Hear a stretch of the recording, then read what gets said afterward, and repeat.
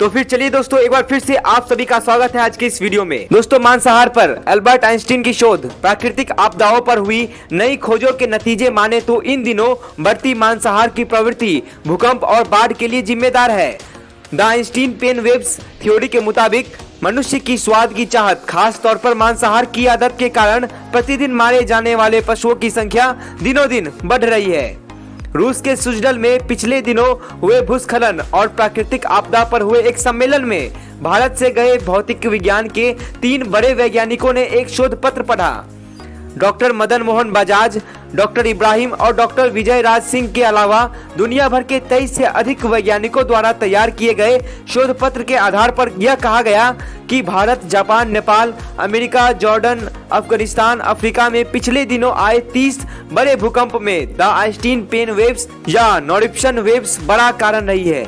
इन तरंगों की व्याख्या यह की गई है कि कत्लखानों में जब पशु काटे जाते हैं तो उनकी अव्यक्त करा फड़फड़ाहट तरफ वातावरण में तब तक रहती है जब तक उस जीव का मांस, खून, चमड़ी पूरी तरह नष्ट नहीं होती। उस जीव की करा खाने वालों से लेकर पूरे के पूरे वातावरण में भय, रोग और क्रोध उत्पन्न करती है।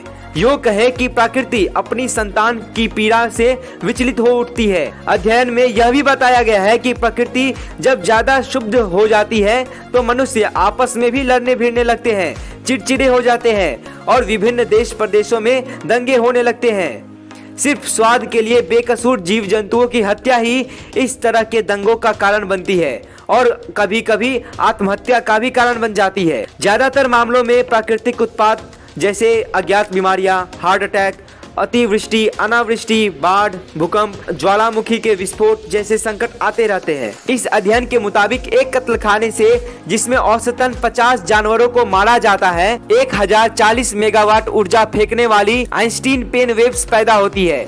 दुनिया के करीब 50 लाख छोटे बड़े कत्लखानों में प्रतिदिन 50 लाख करोड़ मेगावाट की मारक क्षमता वाली शोक तरंगे या आइंस्टीन पेन वेव्स पैदा होती है। विश्व के 700 से अधिक वैज्ञानिकों सहित अनेक डॉक्टरों के सम्मेलन में माना गया है कि कुदरत कोई डंडा लेकर तो इन तरंगों के गुनाहगार लोगों को दंड देने नहीं निकलती, उसकी एक ठंडी सांस भी धरती पर रहने वाले को कपकपा देने के लिए काफी है।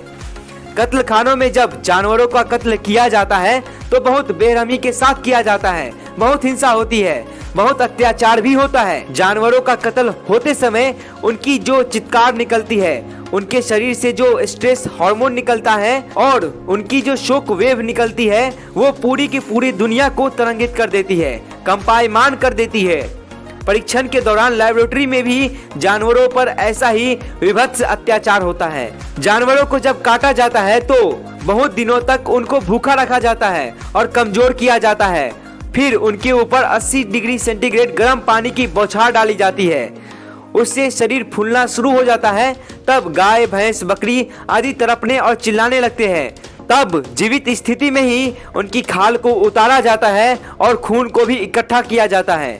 फिर धीरे धीरे गर्दन काटी जाती है और एक एक अंग अलग से निकाला जाता है। आज का आधुनिक विज्ञान ने ये सिद्ध किया है कि मरते समय जानवर हो या इंसान, अगर उसको क्रूरता से या उम्र पूरी होने से पहले ही मारा जाता है तो उसके शरीर से निकलने वाली जो चीख पुकार है, उसकी वाइब्रेशन में जो निगेटिव वेव्स निकलते हैं वो पूरे के पूरे वातावरण को बुरी तरह से प्रभावित करता है और उससे सभी मनुष्य पर नकारात्मक प्रभाव भी पड़ता है। खास तौर पर सबसे ज्यादा असर ऐसे जीव का उन मनुष्यों पर पड़ता है जो उसका मांस खाते हैं और ये दुष्प्रभाव एक बार खाने के बाद कम से कम 18 महीने तक रहता है। बड़ी बात तो ये है कि खाने वाले के परिजन और अधिक तनावग्रस्त होते हैं, दुखी व भयंकर रोगों से पीड़ित भी हो जाते हैं। इससे मनुष्य में जिद करने की, गाली देने की, चोरी करने की, दूसरों का धन हड़पने के साथ साथ अत्यंत क्रोध व हिंसा करने की प्रवृत्ति बढ़ती है, जो अत्याचार और पाप पूरी दुनिया में बढ़ रही है।